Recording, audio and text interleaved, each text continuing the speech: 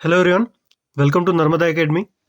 जैसा कि आप लोगों को पता है, ईएसबी मध्य प्रदेश ने अभी 2024 के लिए कैलेंडर जारी किया, जिसके तहत बहुत सारे वैकेंसी की घोषणा की है। तो इसमें देखिए, एक महत्वपूर्ण वैकेंसी दी है 8वें नंबर पर। देखिए, इसके बारे में आप लोगों को डिटेल बताने वाला हूँ।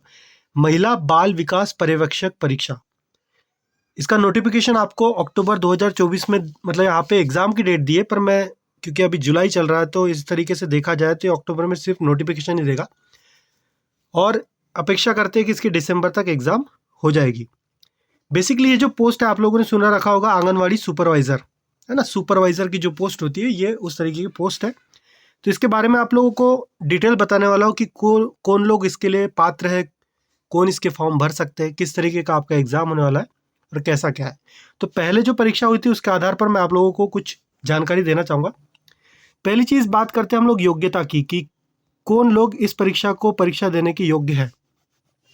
तो सबसे पहले तो आप लोगों को एक जानकारी होना आवश्यक है।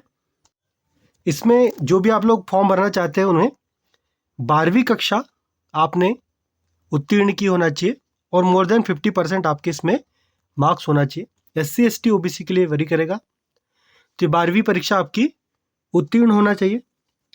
दूसरी चीज़, अगर मैं योग्यता में ही आपकी उम्र की या फिर आयु की बात करूं, तो आयु के लिए 18 से लेकर 35 वर्ष के सभी लोग एलिजिबल हैं।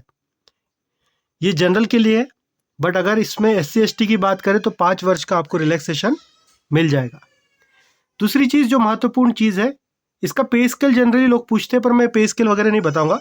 अच्छी खासी तनख्वाह मिलती है, तनख्वाह के लिए मत पढ़ाई करो, जब जॉब लग जाएगी तब तनख्वाह खुद देख लेना। मेन चीज़ डिस्कस करते हैं कि पैटर्न कैसा होगा एग्ज़ाम का। तो इसका जो पैटर्न है वो 1 डे एग्ज़ाम होता है, एक ही दिन में इसका परीक्षा होती है।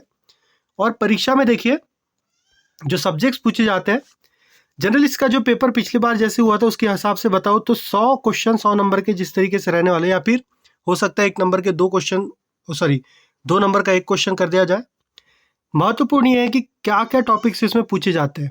तो पहला आता है इसमें मैथ्स बहुत कॉमन है, हर किसी में पूछा जाता है।